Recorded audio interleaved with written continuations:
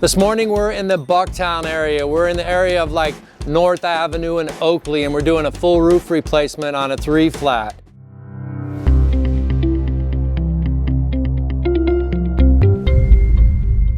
All right, Chicago, welcome back to another edition of our YouTube channel. I'm Jim with Anchor Point Roofing. This morning we're in the Bucktown area. We're in the area of like North Avenue and Oakley, and we're doing a full roof replacement on a 3-flat. This roof had a huge deck on it where the people could enjoy it with a barbecue, etc. They started having some little roof leaks earlier in last year or later in last year. So we provided a proposal for the job and we got started in the last couple days. I want to show you what happened here and what we discovered. This roof section, obviously, I don't know, we'll take a look at it and get you some good filming on it, but you can see how sagged in this is. What you've got basically is not only the plywood, but the framing structures themselves. Like this was literally one of the trusses that is supporting the roof. And right under here is the master bedroom. A little bit scary. This is the modified bitumen here. It actually looks like maybe they did put a little bit of a base sheet down. And then this is the fiberboard that they put down. You can see it's just all crumbling away really bad. I mean, the plywood is completely soaked and falling apart, and it's just, wow. I mean, it's black all the way back under there. See if I can pull a little bit more of this up. You can see some of that, like, just a disaster.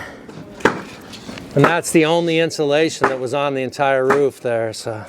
And again, this was entirely covered with a deck. The deck was solid when we came out here, so we had no reason to believe that it was going to be this bad and to this extent. When we opened this up, the smell of mold was absolutely terrible. The homeowners said they don't smell it much in the house, but all the insulation is wet, and I know you can't smell it on here, but boy, the smell of the mold is really bad. This entire area, probably about 20 to 25% of the roof is going to need to be pretty much reframed. We use a technique called sistering, but some of these are just going to have to be completely, oh my gosh. I mean, this is wet still.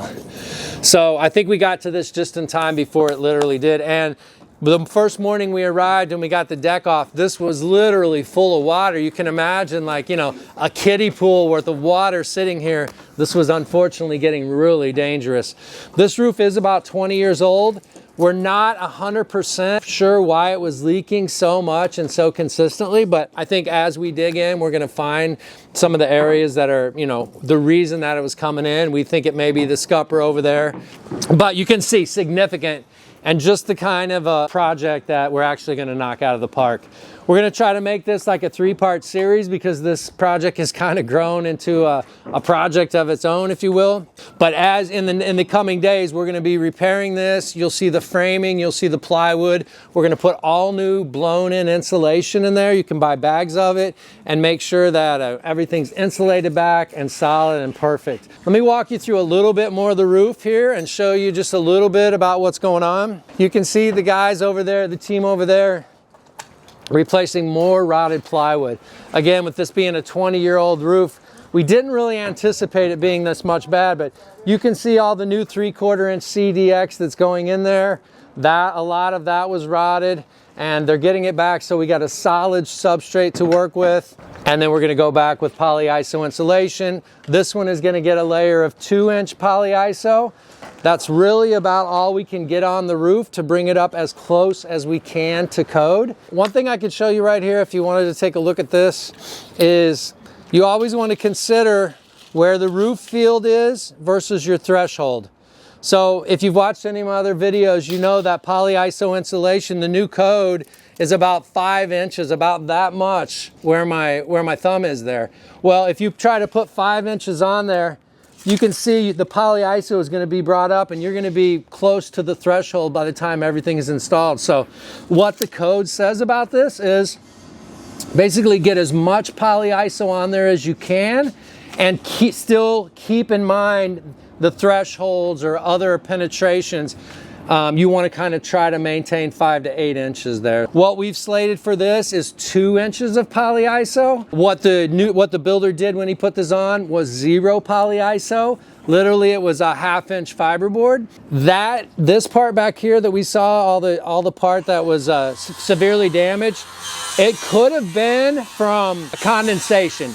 We don't know that for sure, but if the rooftop is not insulated and brought up to code, then you could definitely have condensation issues like that. Like I said, we haven't figured out exactly what was going on back there, but we're gonna get to the bottom of it and obviously make sure it doesn't happen again.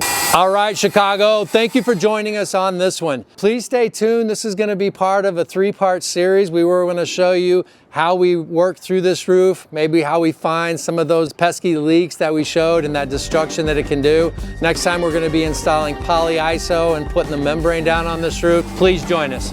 Just want you to know we're an awesome flat roof company in the city of Chicago that specializes in steep slope and flat roof repairs, and we can also put on a really damn good roof. Thank you for joining us on this episode. We'll see you on the next one.